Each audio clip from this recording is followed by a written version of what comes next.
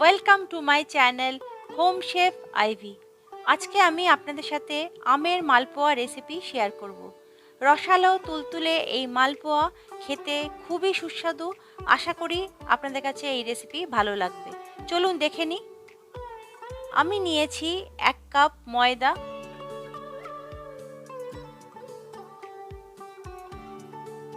নিয়েছি half cup সুজি।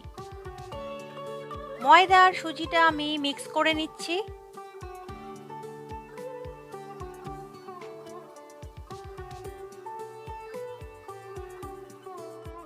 এর মধ্যে দিলাম 1 কাপ আমের পেস্ট।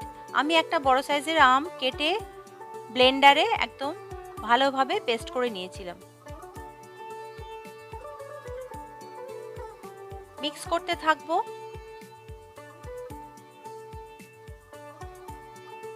এবার এর মধ্যে আমি 1 গ্লাস দুধ অল্প অল্প করে দিয়ে মিক্স করে নেব। আপনারা একবারে দেবেন না, তাহলে ওটা লাম্প হয়ে যাবে।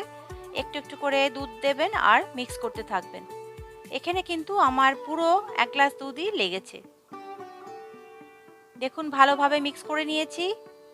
আমি এই ব্যাটারে কোনো চিনি মিক্স করিনি, যেহেতু মালপোয়াগুলো রসে ফেলবো তাই কোনো চিনি দিইনি। আপনারা যদি ভাজা মালপোয়া খেতে চান বা বেশি মিষ্টি খান তাহলে এখানে চিনি অ্যাড করবেন। এবার ঢেকে দিয়ে রাখলাম 30 মিনিটের জন্য। চিনি রসটা বানিয়ে নেব। আমি একটা প্যানের মধ্যে ওই কাপের মাপে 1 কাপ চিনি নিয়েছি আর দিয়েছি 1 কাপ জল।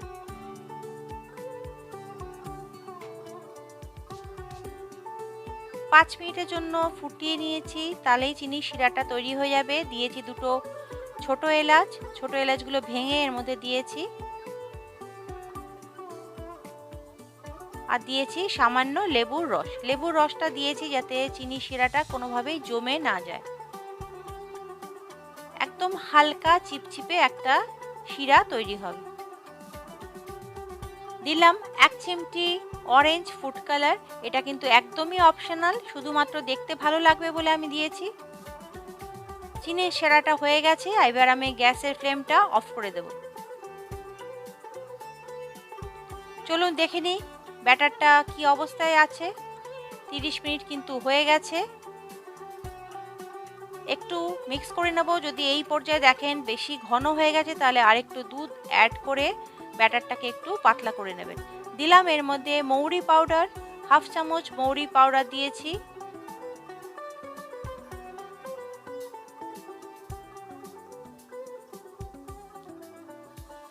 কড়াইতে তেল বসিয়েছি। একটু বেশিই তেল লাগবে মালপোয়া ভাজতে, ডুবো তেলে ভালো ভাজা হয়। অল্প অল্প করে ব্যাটার দিচ্ছি, আপনারা যতটা বড় চান সেই অনুযায়ী দেবেন। দেখুন কেমন ফুলকো মালপোয়া তৈরি হচ্ছে। একটু চাপ দিয়ে দিয়ে ভাজবেন, তাহলে ভিতরটা ভালো রকমভাবে ভাজা হবে। দেখুন চেপে দিলেও কিন্তু আপনি ওটা আবার ফুলে উঠছে, মানে একদম পারফেক্ট হয়েছে ভাজাগুলো। এবার তেল থেকে আমি তুলে নেব।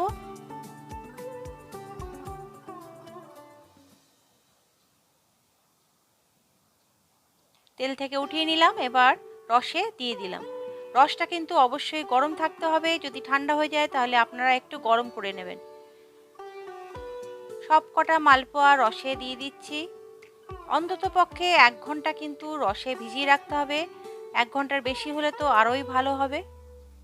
এই মালপোয়া খেতে ভীষণই ভালো হয়, একদম নরম তুলতুলে হয়। আশা করছি আমার রেসিপি আপনাদের ভালো লেগেছে। ভালো লাগলে চ্যানেলটাকে সাবস্ক্রাইব করবেন, লাইক করবেন, শেয়ার করবেন আর পাশে থাকা নোটিফিকেশন বেল অল প্রেস করে দেবেন, যাতে আমার লেটেস্ট ভিডিওর আপডেটগুলো আপনাদের কাছে সবার আগে পৌঁছে যায়। ভিডিও শেষ অবধি দেখার জন্য আপনাদের অনেক অনেক ধন্যবাদ। Thanks for watching.